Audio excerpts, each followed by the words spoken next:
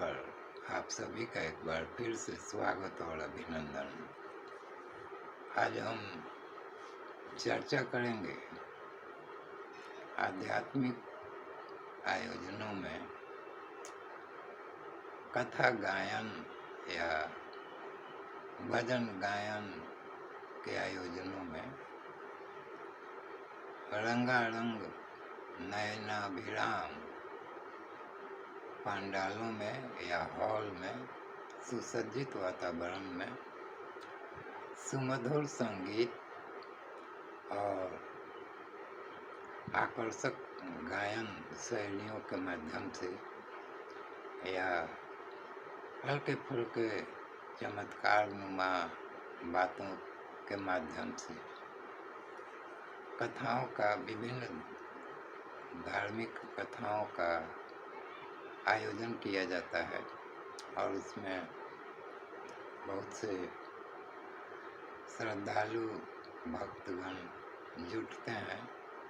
और आज कालक्रम में कुछ ऐसा वातावरण बन चुका है कि यह सब एक तरह का मनोरंजन और आध्यात्मिक दिखावा और स्वयं को भक्तिमय प्रदर्शित करने का प्रदर्शन जैसा लगने लगता है। भजनों को पैरोडी के रूप में सिनेमा के गानों के तर्ज पर प्रस्तुत करना और कथाओं को कभी कभी उनके वास्तविक स्वरूप से भटक कर अन्य प्रकार से वर्णित करना, यह सब साधारण श्रद्धा भक्ति संपन्न श्रद्धालुओं के मनोभाव को कहीं न कहीं भ्रमित करता है। वैसे ही जीवन में बहुत से आलोड़नों से व्यथित व्यक्ति ईश्वर की तरफ एक आध्यात्मिक खोज में निकला हुआ रहता है। उससे समझ में नहीं आता है कि इस दुस्सह सांसारिक वातावरण से किस प्रकार से आत्मिक शांति के साम्राज्य की तरफ जाया जा सके या ईश्वरीय साम्राज्य के नज़दीक पहुंचा जा सके या ईश्वरीय तथ्यों को वास्तविक रूप में समझा जा सके। वास्तव में बहुतेरे भक्त और श्रद्धालु तो अपनी जिज्ञासा में ही स्पष्ट नहीं होते हैं कि वे खोज क्या रहे हैं, चाहते क्या हैं या उनकी समस्या क्या है। तो इस तरह की ध्रुव परिस्थिति में इस तरह के आयोजनों का एक भ्रामक प्रभाव पड़ना स्वाभाविक है। इसी का फल है कि सैकड़ों हजारों क्षेत्रीय मत विकसित हो जाते हैं और एक गुरु परंपरा के तहत बहुत ही भ्रमित सा एक सिलसिला चल पड़ता है। एक दलगत भक्ति का रूप देखने में आता है, लेकिन वहाँ कोई आध्यात्मिक तथ्य या कोई तत्व अपने मूल सनातन शास्त्रीय स्वरूपों में नहीं पाया जाता है। हालांकि संदर्भ सनातन शास्त्रों से ही लिए गए होते हैं और सनातन शास्त्रों की ही बातें की जाती हैं, लेकिन उनका स्वरूप आमूल-चूल परिवर्तित कर दिया जाता है, जिससे कि एक साधारण भक्त या साधारण श्रद्धालु दिग्भ्रमित हो जाता है और वह एक अनजाने आध्यात्मिक पथ का पथिक बन जाता है। और भी कुछ ध्यान देने योग्य बातें हैं, जैसे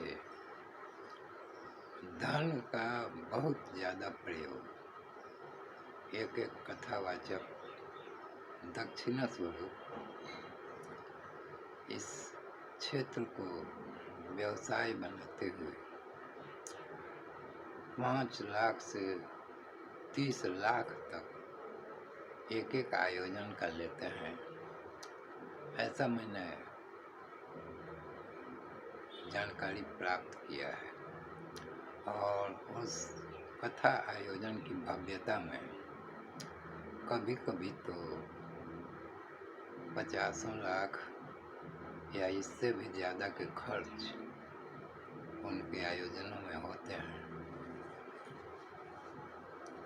तो सज्जनों, इस तरह के धन के प्रभाव से वहाँ आध्यात्म अपने मूल स्वरूप में प्रकट होना कठिन लगता है, क्योंकि धन का अहंकार और दूसरी तरफ जो श्रद्धालु भक्त उन आयोजनों में शामिल होते हैं और अगर उनकी आर्थिक स्थितियाँ अच्छी नहीं होती हैं तो वे धनाभाव जनित एक नकारात्मक मनोभाव में आ जाते हैं, अर्थात नकारात्मक हीन भावना से ग्रस्त भी हो सकते हैं, क्योंकि इन आयोजनों की भव्यता मुख्य रूप से आकर्षण का वस्तु बन जाती है और व्यक्ति को अपनी आर्थिक स्थितियों के प्रति एक लेखा जोखा नुमा मनस्थिति से गुजरना पड़ता है। तो सज्जनों, और भी बहुत सी इस तरह की बातें हैं आध्यात्म के क्षेत्र में। मेरा मानना है कि थोड़ा बहुत मार्गदर्शन कहीं से भी लिया जा सकता है, लेकिन अपना पथ स्वयं ही चलना पड़ता है।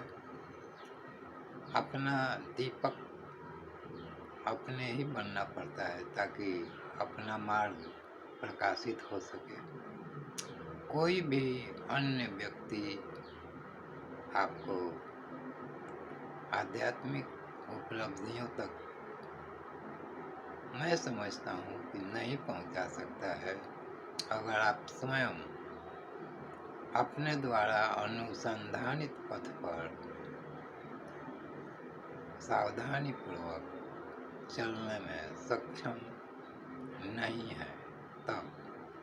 अन्यथा किसी भी धार्मिक पुस्तक को आप स्वयं पढ़ें, वह वेद हो, पुराण हो या श्री रामचरितमानस हो, महाभारत हो या गीता हो या भागवत हो, हम स्वयं पढ़ेंगे और ईश्वर ने सबको पर्याप्त बुद्धि दी है, विवेक दिए हैं कि वह उसमें से ईश्वर की प्रेरणा से सही तथ्य को समझ सकता है। ऐसा आत्मविश्वास रखते हुए इन सब सद्ग्रंथों को स्वयं पढ़ने समझने का प्रयास करना चाहिए। तो धन्यवाद सज्जनों, यह वीडियो अब ज़्यादा बड़ी हो जाएगी तो इसको हम यहीं सीमित करते हैं। फिर मिलेंगे अगले वीडियो में इसी प्रकार किसी धार्मिक, मांत्रिक, आध्यात्मिक या ईश्वर अनुसंधान संबंधी चर्चा विमर्श के साथ। धन्यवाद।